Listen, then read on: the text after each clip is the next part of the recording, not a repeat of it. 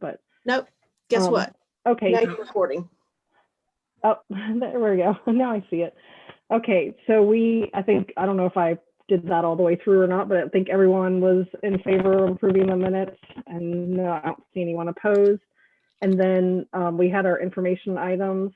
Did anyone have questions before we let Phyllis talk to us about things she wants to point out? Could we have her point out certain things first and then do the questions? Because she may end up answering some of our questions first. Sure, yes. Phyllis, did you want to talk about anything that you wanted to highlight, and then any administrative news? Sure. Let's see. So most of this is pretty self-explanatory.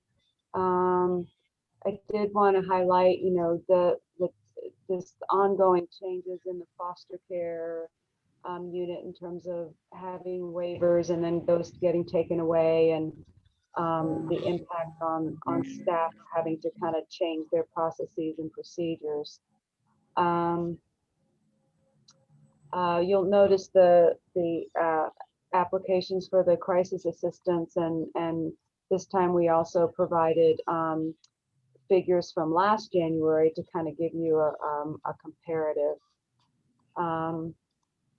And then in terms of administration news, what I'm highlighting is that in the governor's budget, there is funding for positions that provide what was formerly known as ongoing child protective services. Now they're called child welfare in-home services. And we received information about what the proposed allocation for our department would be, and that total amount could potentially fund 2 new positions in our, what we call our family preservation unit. So in terms of our proposed budget that we submitted to finance in the county executive's office, they have, the proposal was to create a kind of this contingency fund in our proposed budget so that we would be able to draw down the funding if the General Assembly adopted the recommendation. So there are 2 things that the General Assembly needs to do. A, they need to approve the funding, and then B, approve the amount that they'll approve. And so the allocation that we get, if the funding is approved, may or may not be what was initially presented to us. So the other issue is that there's no local match for that funding for FY22, but starting in FY23, there will be a 15.5% required match. So I'm very grateful that the county was willing to support this kind of creating the contingency fund so that we'd be poised to be able to draw down that funding. Because as you know, the county, the Board of Supervisors approves the county budget before the state approves the state budget. So there's an issue with timing there. And then just finally, I wanted to reiterate my thanks for Amy. She did an awesome job presenting at the Board of Supervisors, and we received a great deal of compliments and gratitude for what the department does. So that was much appreciated. So if any of you have questions about any of the items, please feel free to ask. I was disappointed that there wasn't going to be any more, as I understood it, any more added income for the auxiliary grant. Yeah, that bill died. It was sad. What is still on the table is a bill that proposes some kind of a study to look at the whole auxiliary grant system and including the amounts. In my tenure as director, I've learned that it seems like the state likes to do that. Before just saying, let's do this, they'll have a study. Yeah, right. Yeah. So I was disappointed that the bill that would raise the amount right away did not pass or did not block. Yeah, it didn't make crossover. I mean, it's always the one that gets knocked first, it seems like. Thanks. I think this is where the fact that the adult services is under the Department of Aging and Rehabilitation Services and not under VDSS, causes some sabotage because VDSS cannot advocate for bills and policies pertaining to the adult services because that's under a whole other state agency. Okay, I guess I didn't know, I had forgotten that. And that state agency isn't as they just have a different process, and they certainly don't have the equivalent of the league who advocates Right. mightily for different bills. Right.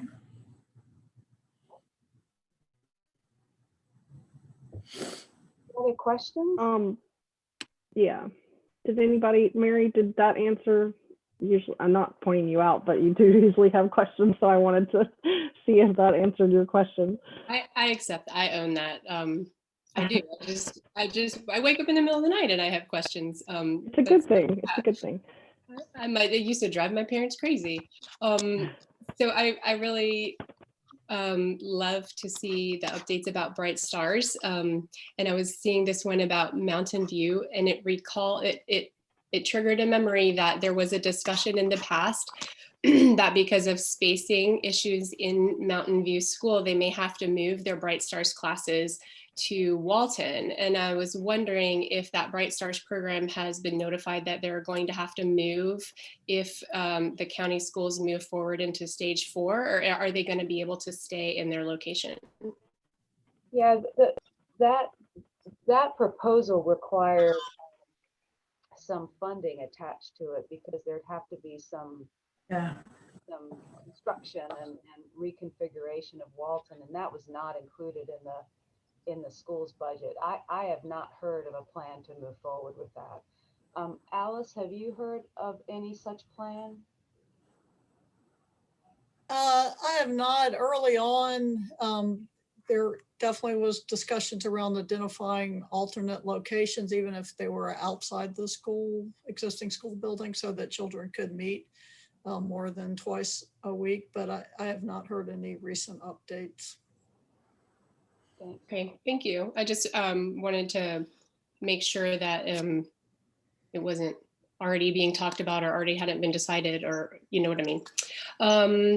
And in the information about the application for preschool, I think that's in number 1, section E, the preschool application.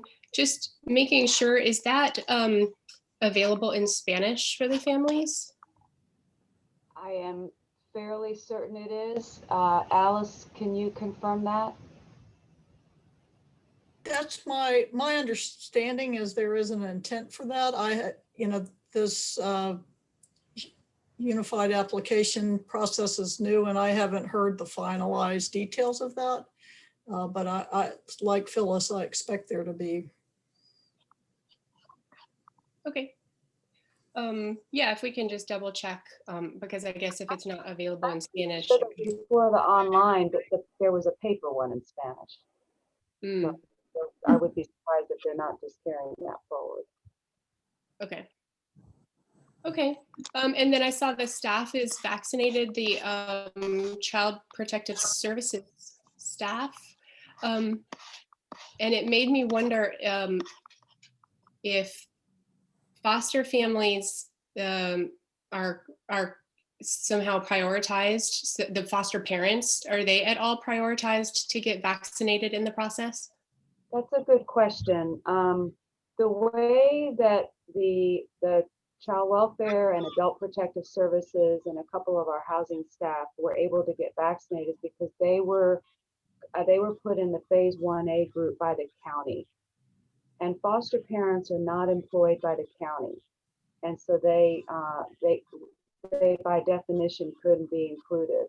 And so they're basically, unless they fall in another high risk category, that's in phase 1B, they wouldn't be able to be brought under the county's auspices.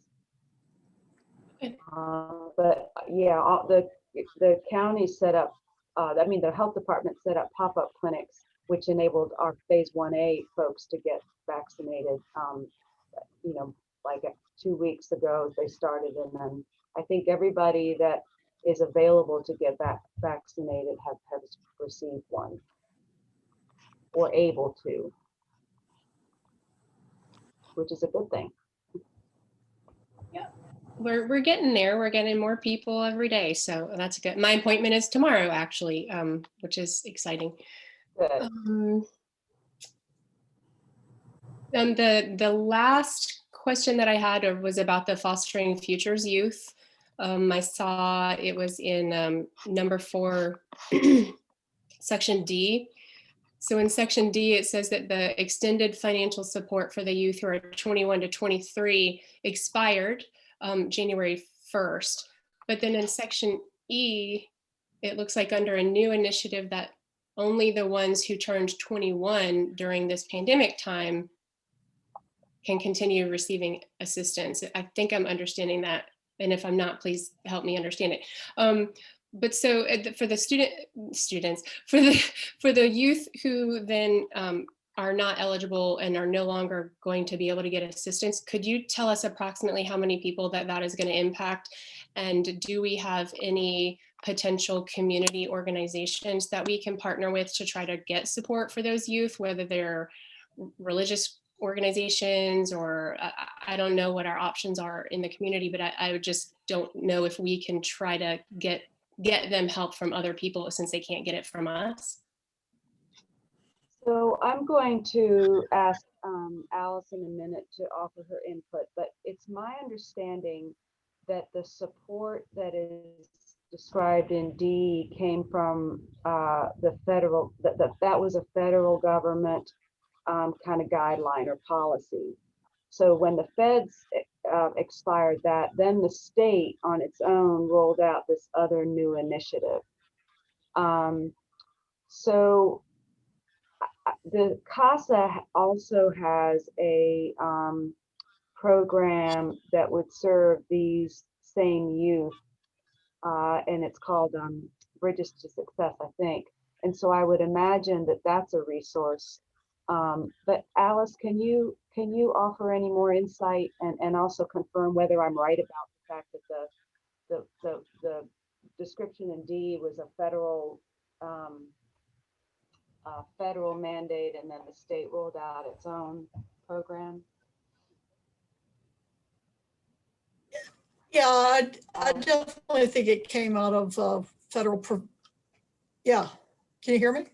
It definitely rolled out of federal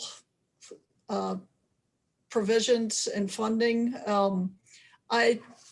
Children who are currently active in foster care, like are actively in the Fostering Futures, it is getting them connected is fairly seamless, and there's policy for that. It is a challenge right now, and the state has not yet provided guidance. Like if that child, they may have turned 21 during that time, but if they had already, they had made the decision not to be in the Fostering Futures, and now they're not in, or they're outside of care, like getting them set up again in the system so like the payments can go on, like that's a very practical matter. But the state and with the localities have been asking for guidance on how they want us to do that, and we haven't received it yet. I don't know what the number is in terms of those children that it's a handful that we are trying to get back in. And with respect to other community resources, I think it's just always true, unfortunately, that if you are considered an able-bodied adult, the amount of community resources and support available to you are less, particularly if you don't have a dependent. So I don't know that there's something beyond what Phyllis noted with CASA and Bridges that's sort of targeting those youth. Okay, I'll look up those programs too. Thank you. So we're not talking about 200 youth or anything like that. You said it's not a big number. Yeah, not in our locality. Okay. That's all I have. Thank you. Were there other questions, Amy? Yeah, I actually, just to piggyback on that, Phyllis, you said there was another program offered through CASA. Are they made aware of that before they leave? So, okay, Many of our youth are already enrolled in that program. okay. You know, the other thing I was wondering too, piggybacking on Mary's idea of being offered in Spanish, the application, which by the way, what a great achievement. So congratulations. I was wondering when they were offering out the iPads, were they doing bilingual education for the parents? That was in the Bright Stars, just curious. That's a very good question, and I'll have to follow up unless Alice already knows the answer. Well, I don't think the collaboration that we have with our Spanish-speaking parents was necessarily different with the iPad rollout than it would be with other stuff. You know, we have at times we've had staff, the family, the Bright Stars worker is bilingual, and so they're really able to partner closely with the parent around some like education and training around that. And at other times, we recognize a need, and it's more if the translation is needed, services will definitely be offering that as a component. So I don't know that there was something set apart with the iPad rollout in terms of the parent education piece around that it's any different than our efforts with other areas where we seek have some goals around parent ed. Okay, I was just curious. And the other thing I was wondering about with the housing and that information item A about, considering future budget decisions based on, if you're going to issue out more vouchers. I'm just wondering, is there money in the fund that we're just not accessing because we don't know if we can continue to fund it? Is that what you're saying? No, the housing budget is quite complex. And actually there's a tool in the software that helps us predict because it's a matter of predicting, because it's not like you just get a set amount of money and then you can give as many vouchers that fund will support, because the voucher itself changes from month to month. I mean, the amount, the utility payments that are received change from month to month. Clients will, lose their voucher for whatever reason, and that opens one up. So it's an art in terms of just trying to predict how many vouchers do you think do we think we can issue, and then we make the request to HUD, because you don't want to have too much of a balance at the end of the year, because HUD Right. frowns on that. And for heaven's sakes, you don't want to issue vouchers and then run out of money.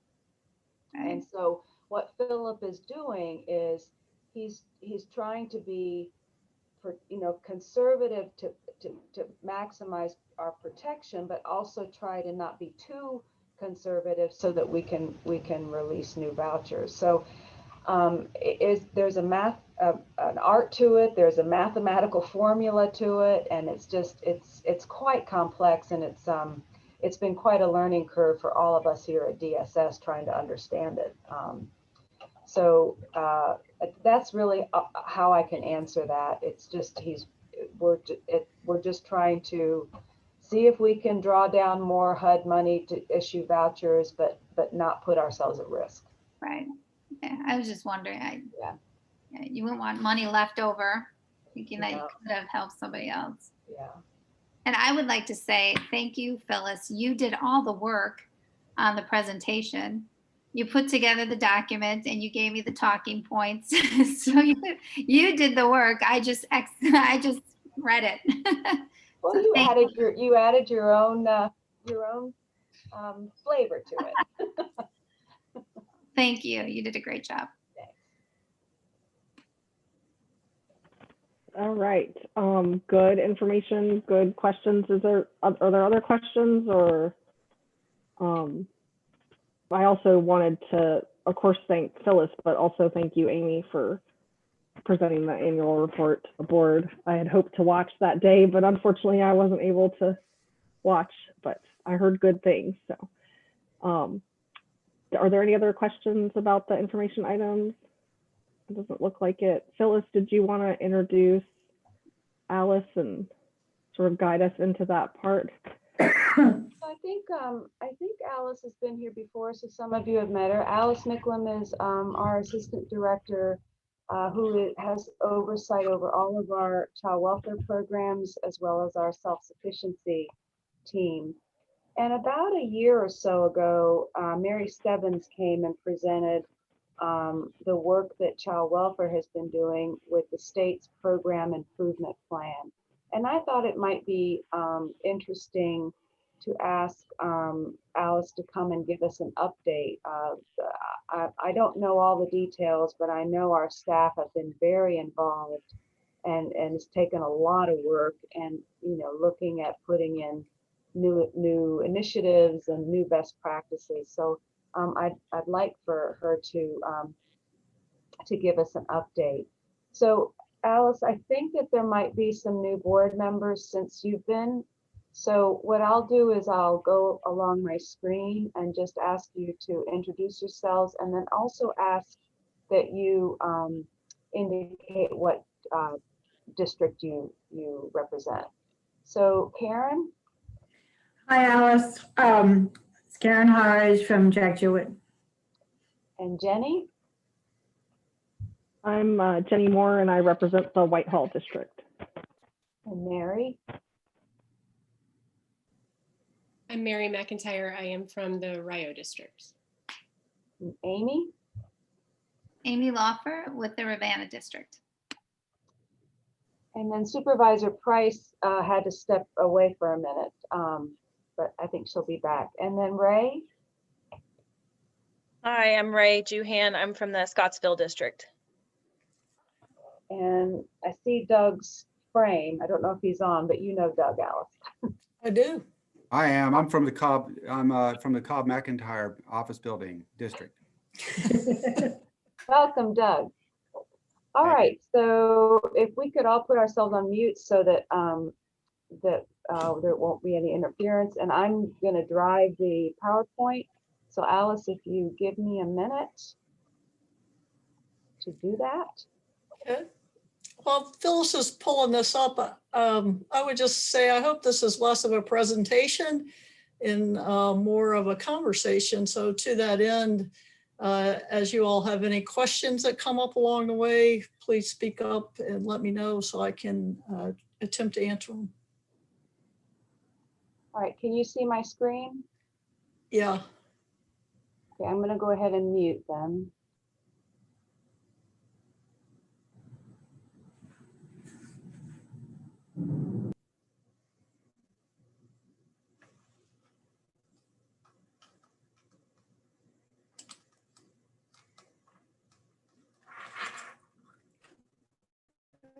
Okay, go ahead, Alice, you're on. All right. Can go on to the next slide.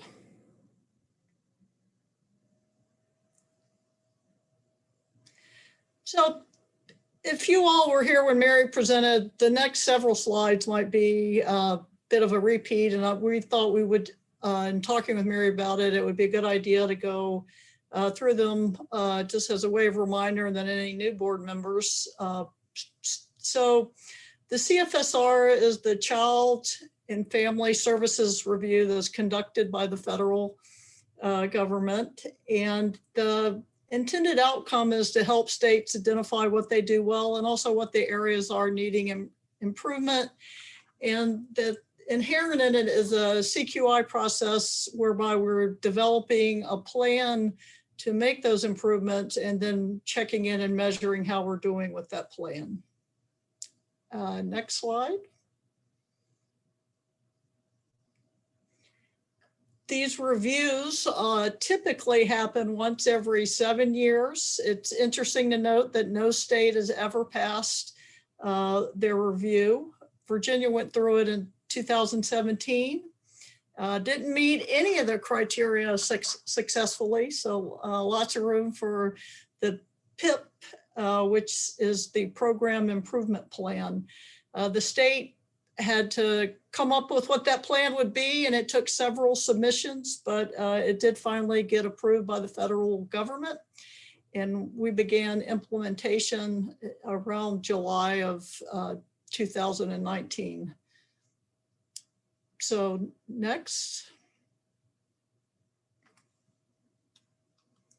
So this sort of just again says we had a planning process, and you can see that there's a lot of meetings involved, and now we're in the implementation process because that commenced back in the summer of 2019. And one thing I would really want to note about this, as you can see in that list of types of meetings, there are a ton of meetings, and it has consumed a lot of supervisory time. And the downside to this is it's taken people away from their staff and programs.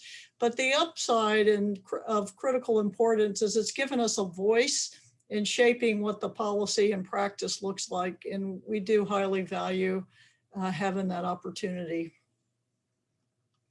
Next slide. So you can, this is the installation timeline. The exciting thing about this slide, for those of us that have been involved, is that we're nearing the conclusion. Come April, in theory, we're going to wrap things up. So we're all excited about that. Next. Here's a list of some of the things that the state has done. I would just sort of highlight, I won't read them all to you. I would highlight that the things that are related to training, COVID has really impacted those. There's been a huge pause. That's an area where the state has not adapted. They're barely offering anything, and most of what they are offering now is around new workers, and that's very limited.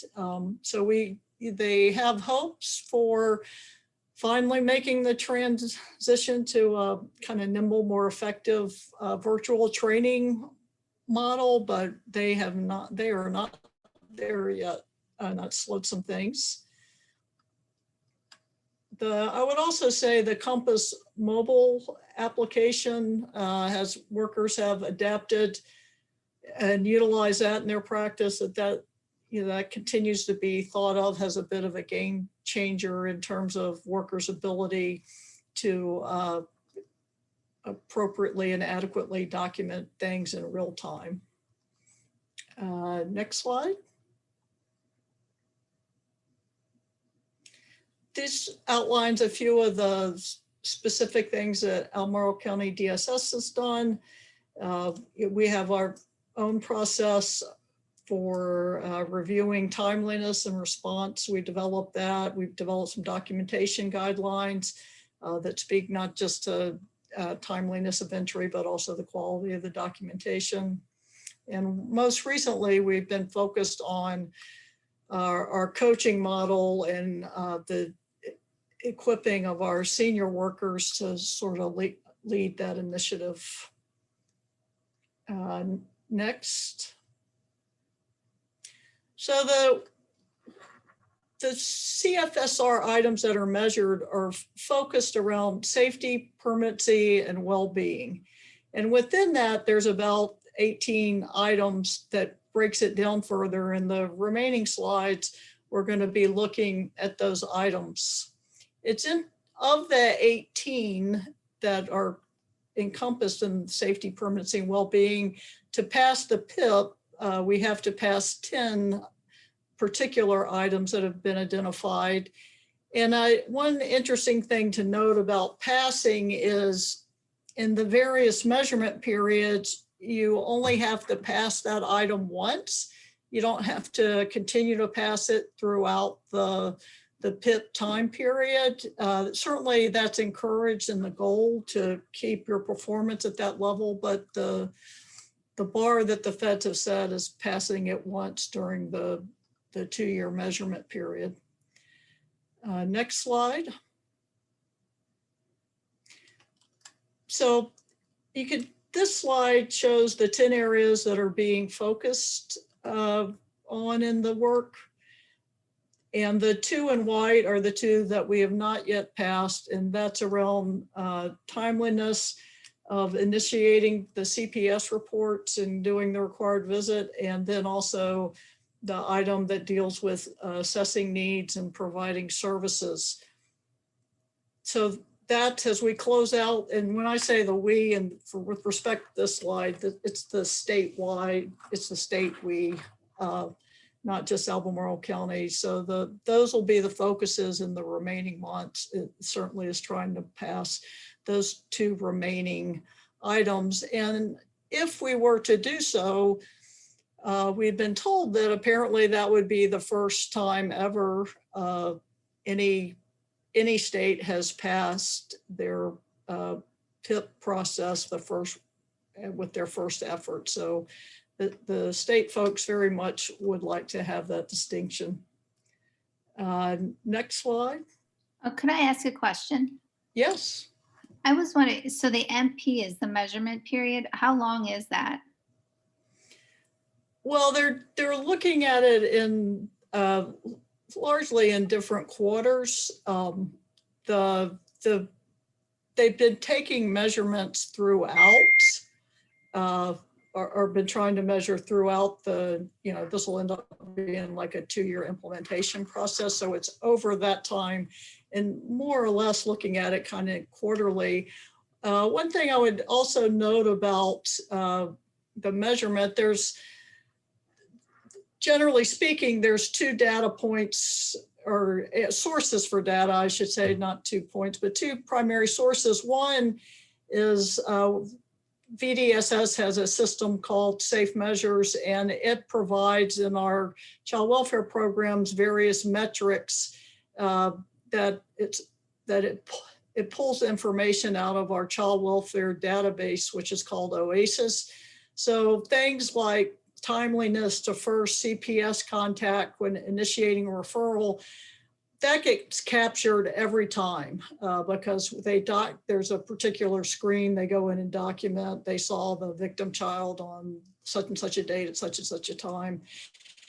But other things that they're measuring are more qualitative, and those aren't captured in any ongoing way. And those, to get those measures, they come in and they pull the cases and literally read through the cases and the files.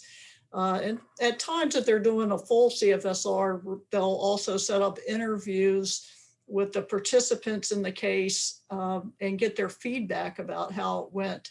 And that's how they get the information for these items. And so that it's really great for the qualitative sort of information we get.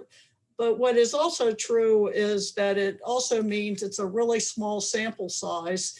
So for example, like in the safety outcomes, item 1 is timeliness of first contact and CPS report. And at the time Mary presented this information originally about a year ago, we had just had a CFSR review and they had pulled 6 cases and only one of them was because it's random, and only one was involved a CPS report where they could look at was our response timely or not. And so then it does, when they're reporting out on how we did in that particular CFSR review, we could have missed that one case. And so it would seem we're not doing well in meeting that metric. But then if you looked in Safe Measures at all the aggregate data, we may have during that period done very well. So it gets, it can be a little tricky. Did that answer your question? I kind of went beyond it, but I hope it helped. No, it does actually. It just, I guess, so each MP is really 1/4 of a year. Is that right? So that would be like 3 months, I guess. I think that that's largely what they've been doing. I believe that that is the case. And then it does seem strange that they would just pick a random I don't know if that seems like a good analysis, but anyway, thank you. All right. Next slide. So this is under safety, this is a very important one. And this is the data has pulled from Safe Measures with the the timeliness of first contact with the victim. You can see the orange represents Albemarle, how we're doing, the blue, the state, and then the black flat line, the state's goal.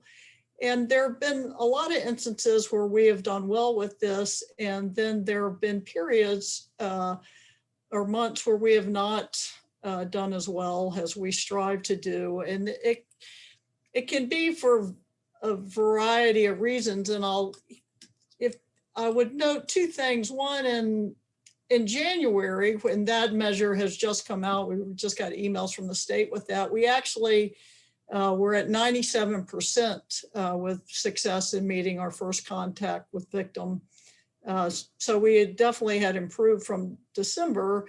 And at the time we got that last quarter's report from October through December and checked in with our CPS worker or supervisors around why we hit it. I just give you a sampling of the particular cases why we didn't. There's one instance where the victim child was a runaway, so we couldn't see that child. There was instances with a family having affirmative COVID symptoms, and so we couldn't do the in-person in the time frame that we needed to do.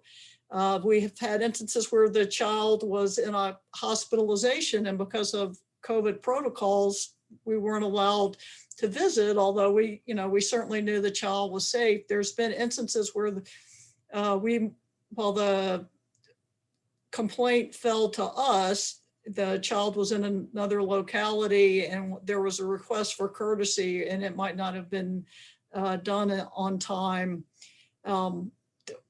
Sometimes when we are validating the referral, and this happened during that quarter, we didn't have a good address. So it took a lot of time for that worker to locate the child. So we were outside the time frame, but it was our starting point was we didn't know where that child was.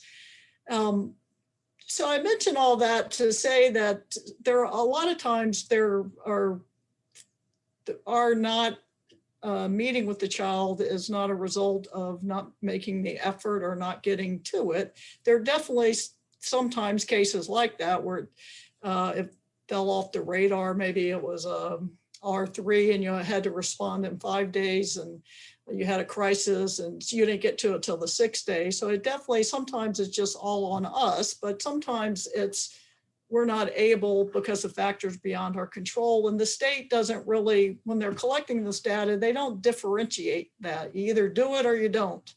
And you don't get any credit if you knew the child was in the hospital, but safe from abuse or neglect. You're still just considered to not have met the metric.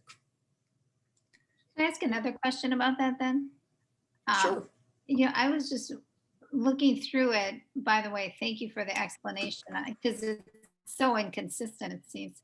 I was wondering, is it any way to say maybe having more staff might be helpful in maintaining? Oh, I'm got to smile a little bit because if they could be here, there'd be such a loud and resounding yes. And I think to some extent, all of our programs, but particularly our CPS program, there's been a lot of sense of overwhelm and challenges to get it done. And some of that, you'll see later in our presentation when we're talking about our rate of kinship placements is way higher than the state. And a lot of that is because the extra effort and well beyond policy work that our CPS team does. And when they're balancing those things, which are critical to child well-being, with state requirements that are also critical to child safety, they are readily and justifiably at times feeling overwhelmed with the volume of tasks that they have. And particularly it's, referrals can be very up and down. So they might have a month where something feels doable, but then they have a month where they get slammed, or they're getting us, when they have out of family investigations and it happened in a preschool setting or a daycare setting, then that, you don't just have one victim child interview, you have 18 collaterals that you have to do. So it can definitely be aided and more consistent if they had more resources. They would answer that in yes in a New York minute.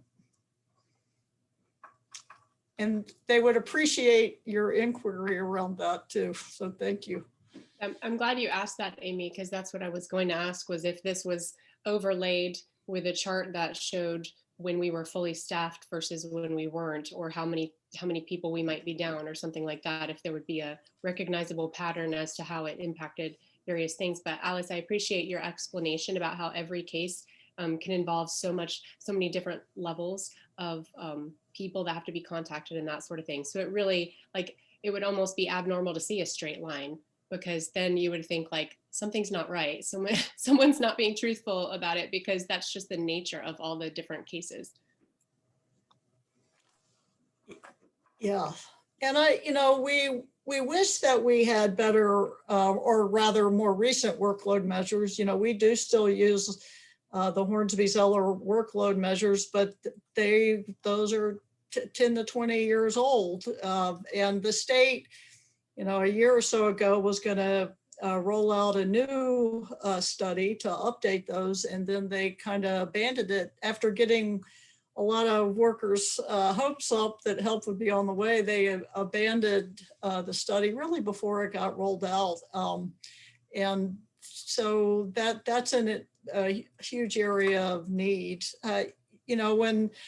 When the state had commissioned the JLARC study, and out of that, that was focused on foster care, and what they recognized volume was a big problem, and part of what came out of that was a law requiring foster care caseloads to be restricted to not more than 15 per worker. And a similar JLARC study was to get underway with CPS, which has not concluded. And I would anticipate similar findings when they're done, because I don't think that in many respects, the experience that our workers have in Albemarle is unique or indifferent from other localities throughout the state. All right, next slide. This is also in the safety items, and in the CPS ongoing contacts. You can see that the state average in blue and Albemarle in orange, that typically we do well on that. Aside from the PIP goal for it, because the PIP goals were established by taking a baseline measure before PIP and then adding about 10 percentage points roughly to establish what the PIP goal was. And in a lot of instances, what they established as the PIP goal was lower than what the state's stated goal is in each of these areas. And this is one of those instances. So the state's stated goal, always irrespective of PIP, is at least 90% of those contacts are made and documented each month.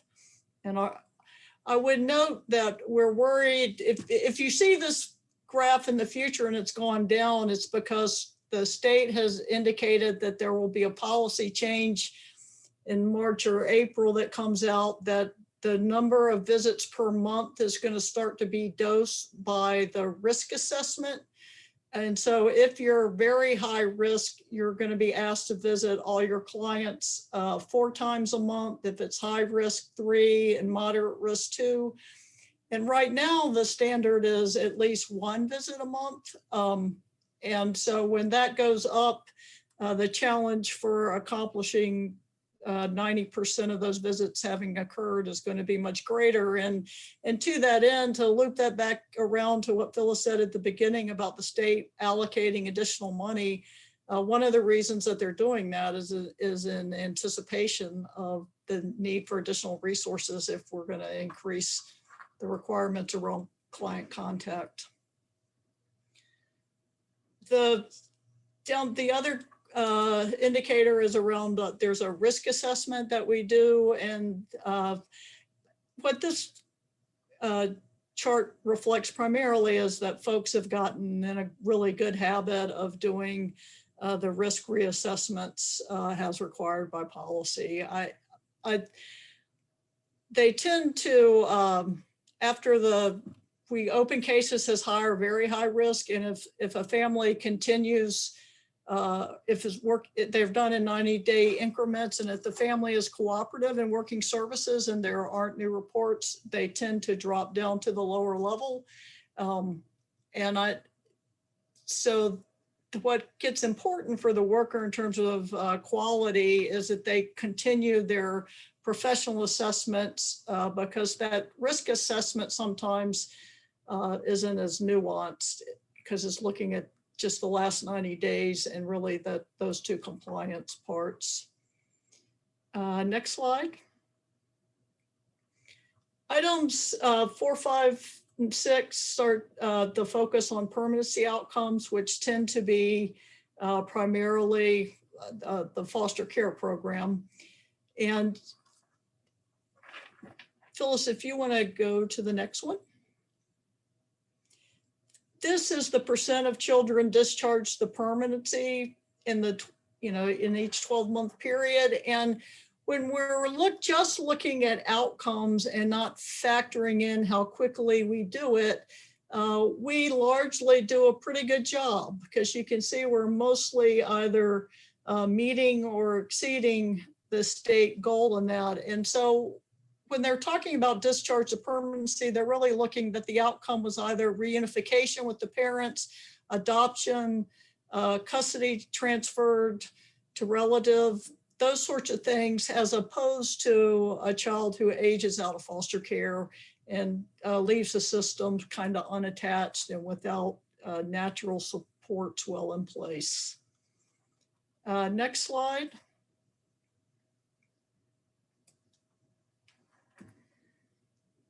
So this one is another look at really kind of that same data point, but it's comparing how we did, we and other localities in the PIP, how we did pre-PIP interventions and post. And for Albemarle, there's a little bit of increase in how well we're doing. Next. So this is when timeliness starts to matter and how quickly we do something. And the federal guidelines around permanency and the federal legislation, when legislation came out that sort of sped up the timeline and had us starting to have the first permanency hearings around 9 months, it really put the pressure on agencies to be fast. And the intent was a good one, because at the time the legislation came out, there were challenges with foster care drift, where kids would be in foster care for year after year without sort of focused efforts to have them return home. And so I think from the federal perspective, this was intended to address it. What is challenging about it, and why we struggle with ones in permanency things that are related to speed, is because there are a lot of factors. One is we think we do a pretty good job at prevention. And so what we often see is the children and families that interface with our foster care services, they've likely already had a lot of services provided to them pre-foster care. And so at the point of entry, it's because it's a really significant problem or challenge area. And so often, like children with significant trauma histories, as well as parents with significant trauma history. And it takes time to remediate that and for people to heal. And some of the services that we have that sort of target some of the biggest challenges like substance abuse. If one of our parents is in FTC, it's pretty standard that to complete that service, it's going to take 12 to 18 months. And that's automatically we're outside the timelines if we're waiting for services to be successfully concluded before child's return. And similarly, our attachment services can go 12 to 18 months easily. And some of it takes time. And our focus has been on attempting to get it right rather than to be fast. And what we feel good about is, you saw overall with permanency, once we, when they finally are discharged, it tends to be stabilized situations, and we don't tend to have then a lot of disruption. Sometimes people come back to our attention, but those are few and far between. Can I ask how you determined or how it was decided who is being compared across the bottom? I mean, some of these places are not very similar localities to ours. So how was that decided? Yeah, this is just the localities that are statewide participating in the program improvement, the PIP work. So, and by intent, they've tried to get all variety of agency, both small ones, larger ones, participating in the PIP. So there's input from all different agencies. I see. Thank you. Uh-huh. I have one more question. Just noticing the PIP before and after, it also goes down on both of these charts. Do they ever ask you for input? It just seems very strange that its own process of improvement after implementing their ideas actually went. I don't understand that. Do you see that on the graph? Yeah, no, I do see it, and I don't, they have not asked a lot of questions about why is PIP making things worse, if you will, but it doesn't make any sense. And I think in most of them, I think most of the measures that they focus on, that's not been the case, but I do think that, I don't, so I guess I would just say no and leave it at that there hadn't been a lot of look at why it's going down. Or even maybe just make it more than 12 months if they ever ask for input, because you're absolutely right. Like a good outcome is a good outcome. It doesn't matter when it happens, Anyway. But Amy, these targets are federally driven. I mean, the state doesn't have any say in changing that. And what I will say is that if you recall, I used to supervise foster care and adoption, and to Alice's point, we never made this target because our priority was, avoiding a re-entry into care. And a lot of the localities who make this target often have kids coming back into care or, something worse. So, I think the most important thing is that if they are reunified, that it's successful. All right, next slide.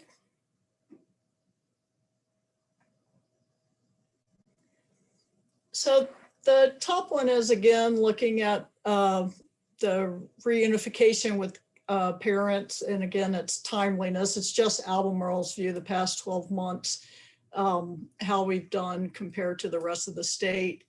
And then the bottom one is with respect to the permanency goal of adoption. And because for children who end up being adopted, the state likes us to, or in the feds, because the federal goal is if that's going to be the outcome, their best case is that it happen in 24 months. And that, this adoption, when any child enters in the care, the goal by law is return to prior caretaker to their parents. That So that's always the starting focal point. And if either agency is recommending that extension to continue to work the reunification, or sometimes it's the court, we might be ready to change the goal, but the court wants us to continue to work at return home, then it's going to automatically mean that our adoption, that permanency outcome, once the goal does change, is going to be the time frame is likely already off. There are other things that also impact our timeliness with adoption, and that is so. You know, to Amy, your point earlier when you're asking, do resources impacted? That's definitely an area where we have felt impacted. Our foster care team, we're so excited because within the last month or so, we finally, after about 18 months, have staff in all of our positions.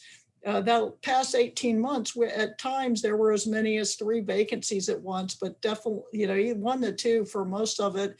And a lot of the staff that got hired were new, and it takes a good while to learn this program. The state, you know, not offering a ton of trainings during COVID, their challenges have been enormous. And when they're in that mode, you know, they are rightly attending to things that are most crisis oriented, which tend to be, how's that child, the child in care right now that's running away or is suicidal or having other challenges.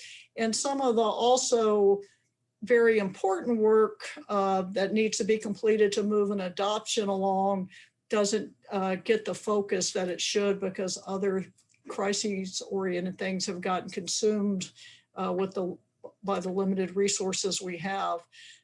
So we do think as we are fully staffed, there are things we can do we still might not be inside the state's 24 months, but we still think we can shrink our time frame and do a little better.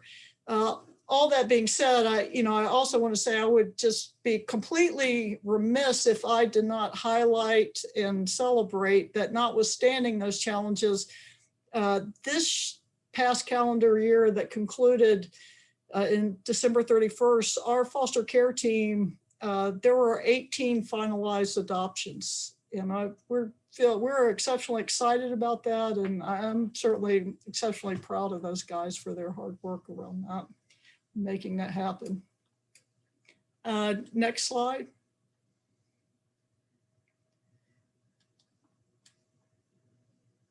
So this one is,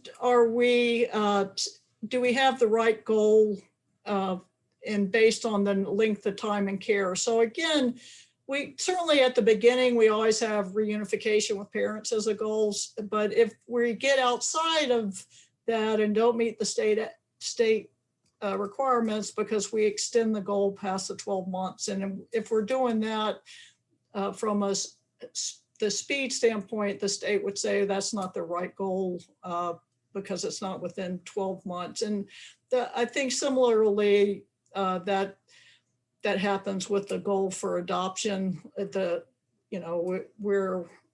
in the 12 and 24 month range, and we haven't had an adoption goal yet because we're still working on the reunification goal. So those kind of bump into each other. Next slide. These are largely the remaining permanency of items that are focused on in the CFSR, and it has to do primarily with the relationships between the parent and child and the siblings, and what organizationally we're doing to promote and ensure those are strengthened while a child's in care. Next slide. The first one, that when the state talks about child visits with siblings and family members, it's kind of putting all those things together. And there are a lot of we are not meeting that, and think we can do better in some ways. And some of the challenges with that are, if we have a high, if we're able to place children siblings together in a weird way. You don't get counted in the visitation for visiting with your sibling. Like, so maybe you're not there at that visit, but you live together all, the other 24, there's not total accounting for that sort of stuff. There's also, we contract out a lot of the visits because there's no way we could personally supervise the volume, and we get monthly reports on that. Sometimes we have documentation lags where we're not transferring that monthly report into an OASIS contact that reflects visitation. So that type of thing can penalize us. We also counted in there for visits are parents who may or may not be involved in their case. If they're involved, I think we do a pretty good job of making visits happen. But so often we might have a dad who the mom doesn't know where they live.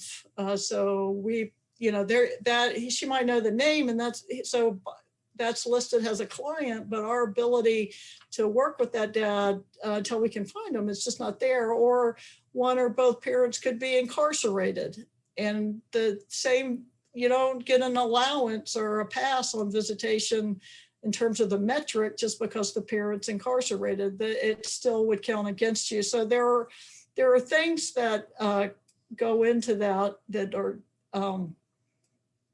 it doesn't allow for you to, it doesn't just track those you should be able to make happen. It tracks things that you have no control over as well, and it penalizes you for that. And next slide.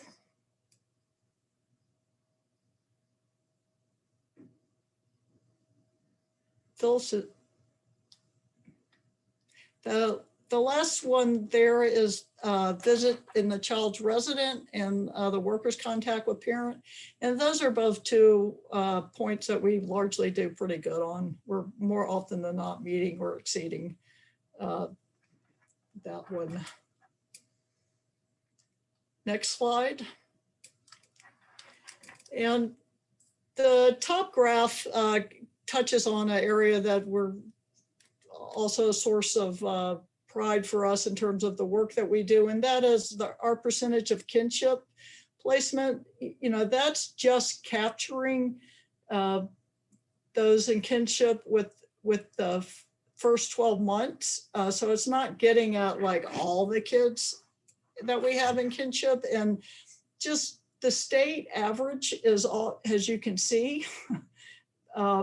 Overall, when you count all the placements, are they kinship? The state average tends to be right around 7%. And our Albemarle's average from month to month tends to be more in the 30 to 38%. And particularly when we're at 38%, we're getting close to almost half of our placement kinship.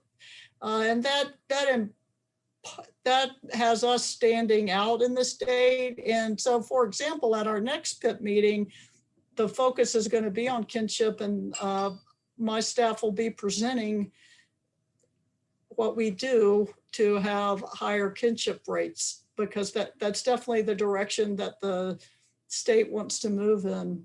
And it's a huge credit to our prevention staff on the front end that help identify, and CPS staff that help identify those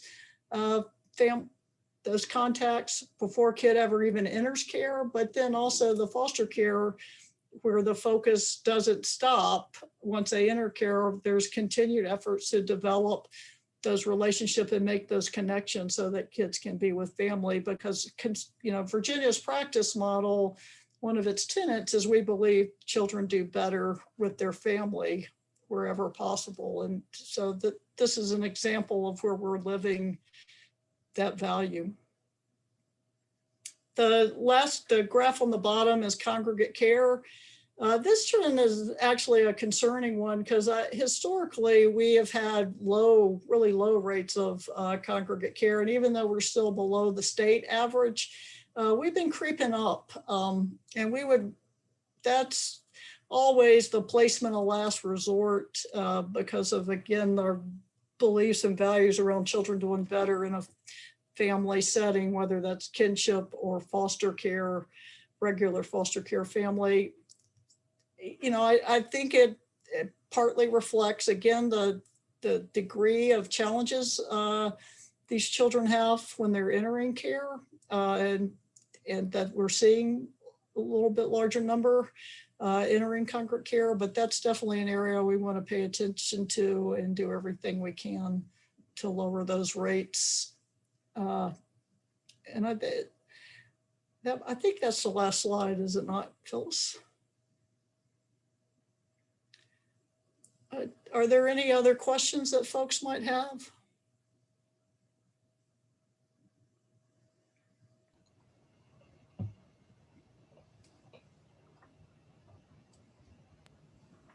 What's the state saying if the goals aren't met? What are the feds saying? What is there going to be a financial burden on each county? Is that what they're saying?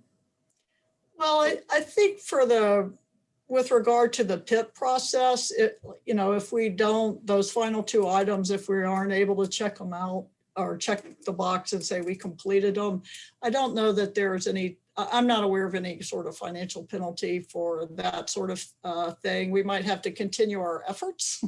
The PIP, the program improvement might not end. We'll wait and see what they direct us to do.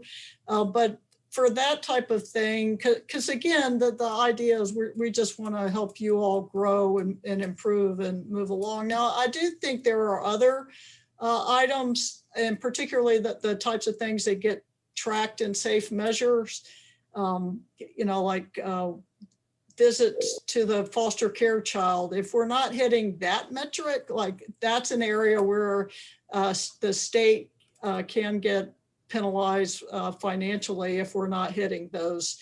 So there is potential for that. It's not, Phyllis, you can speak to, I'm not aware of it been filtering down to a particular locality, but maybe it does that as well, and we've just never been there. It doesn't, it's more that the state gets penalized. So if the state isn't able to draw down the amount of federal dollars that it has, or if it's a payback issue where the state has to pay back, which that occurred when the state failed its SNAP audit, the error rate was too high. So anytime the state either has to give more money back to the feds or doesn't draw enough down, that will impact our base allocation, certainly. But I think that as in my tenure, even if we haven't, if the state doesn't pass the CFSR, they usually can pass enough the next time. And the same thing happens with the Title IV audit. There's always a significant risk of a fiscal penalty. And that was a negative question in a way, because I really am so proud of what the county, how the reputation the county, Albemarle County has for what they do for their children. And I just want to make that statement. Well, I think I really appreciate Alice sharing the challenges, and that just looking at the graph doesn't tell all. If you look at the timeliness graph, it doesn't tell you about things like the worker can't find the child, or the child is in the hospital and due to COVID the worker can't get in the hospital. And so when I get the report from the state, I reach out to Alice and Mary about, can you just help me know the particulars? And every time I get very legitimate reports on why we didn't make it for that particular quarter. They're just significant case challenges. I'd like to just add to what Phyllis said about what the numbers don't tell you, and say that one of the less than optimal it's not really outcome, but just result of this PIP processes, there really has been intense focus on data by the state. Like they have us come to meetings and they go around the room. They want to know why you're not meeting at Albemarle and explain, what you're doing. And, and in turn, I definitely find myself asking the supervisors like, hey, why are we in? I think that trickles down. And so we have gotten some feedback that, staff feel like we're getting data numbers focus and compliance focus and not and it takes more work to keep the focus on really where it belongs, and that's the people we're serving. And am I doing my best by that person? Is that child safe? Am I promoting and ensuring that child's well-being and their permanency? Like it really, we talk a lot about our numbers. You just saw a whole presentation on it, but in the end, it's people and how well we are caring for them. The parallel processes, Phyllis loves to talk about that, but like how well are we caring for our staff in that?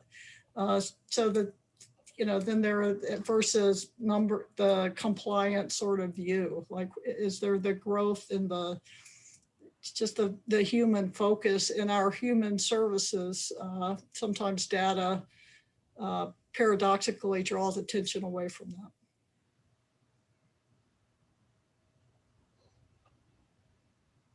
Did anyone have any other questions?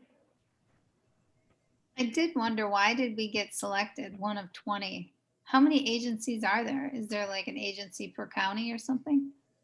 Like 136? There's 120 local departments of social services, but those aren't all single jurisdiction. So for example, our neighbors across the mountain, that's Shenandoah Valley, and that department includes Stanton, Augusta County, and Waynesboro.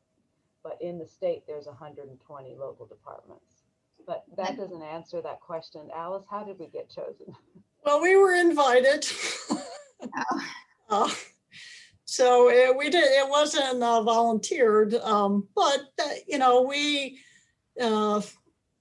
like to think of ourselves as being about continuous quality improvement, and we certainly want a seat at the table when it has potential policy and practice implications. So, it's certainly a mixed blessing, but it's an opportunity we embrace. I actually think that the director strongly encouraged us to volunteer. There could also be that. That was before our tenure time. And I do that because just exactly right what Alice just said. It's always more helpful for us to be in on the ground floor and be involved in policy creation so that we have some input. Jenny, I think Supervisor Price has her hand up. Thank you, Phyllis. And I'll mention Phyllis and Amy by name, but really my comments are directed to all of y'all. Amy did a great job last week at our Board of Supervisors meeting, and the report that was provided, and then Jeff Richardson, the county executive, at the end of the meeting, gave sort of a county-wide summary of things that we had done last year. And in the height of the pandemic, with the most demanding circumstances possible, it was just amazing what y'all did at DSS. And CPS, APS, Child Protective Services, Adult Protective Services are really two areas that I have had a lot of focus of attention on, because so many things I've read are that the incidents have increased, but the ability to report and respond to those has been more difficult through the pandemic.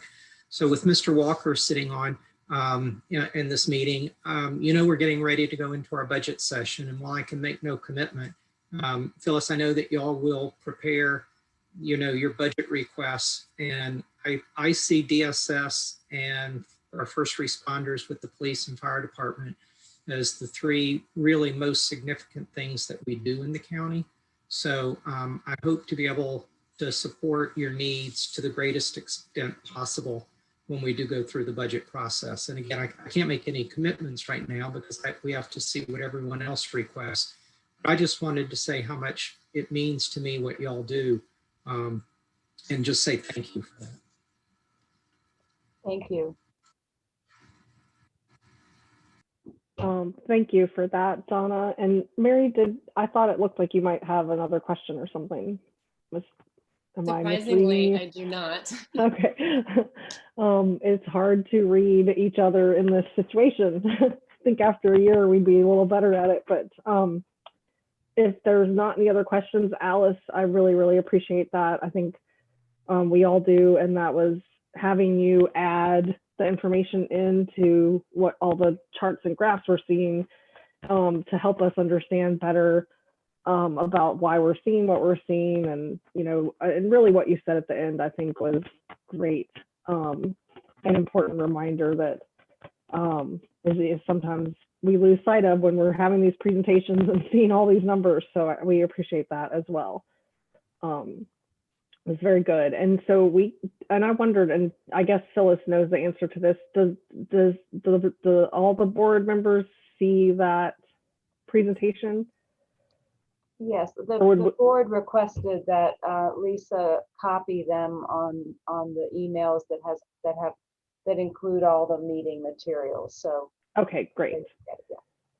Because I know our message out is helpful, but I think for those who are interested, I know they have a lot of stuff to look at, but being able to go through the PowerPoint, I think is helpful, even though it obviously is better to hear it from Alice and hear the nuances to all of the whole presentation. But and if I think you that's get really questions helpful from your respective board, you'll be able to answer them, and the supervisor, you'll be able to answer them.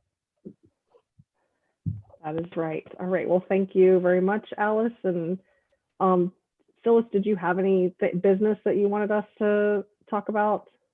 No. Nope. Nothing So, additional. okay. And we'll get the message out from you and be able to send that on to each of our supervisors. Is there anything that you'd like for me to highlight from the presentation? For example, would it be helpful for me to include some of the challenges that Alice has described, so to better understand the data? Yes, I think that would be really helpful. Okay. I might include in that, additional staff may help, in particular with the timeliness. It's not an absolute request, but just a suggestion. I'm thinking you can open all the future message outs and just go ahead and type additional staff into all the coming ones for the next whatever, because I don't see that going away, sadly. Like, I wish that we didn't ever have to say that, but it just seems like it's going to be a perpetual issue. So, yeah. ACDSS is not the only department. My fellow department heads are all in the same boat. So. But that said, I think all of the departments do an amazing job providing high quality service despite staffing challenges. Yes, absolutely. All right. Well, I guess that's everything, unless anyone has anything else to add. Thank you guys so much for being here. Thank you, Donna, for being able to attend, and of course, thanks to Alice for that presentation. Yes, thank you, Alice, and thank you all for your support and your support. All right, so we will be back. We'll be back here in a month. All right. Have a good evening. You too. Bye. Bye.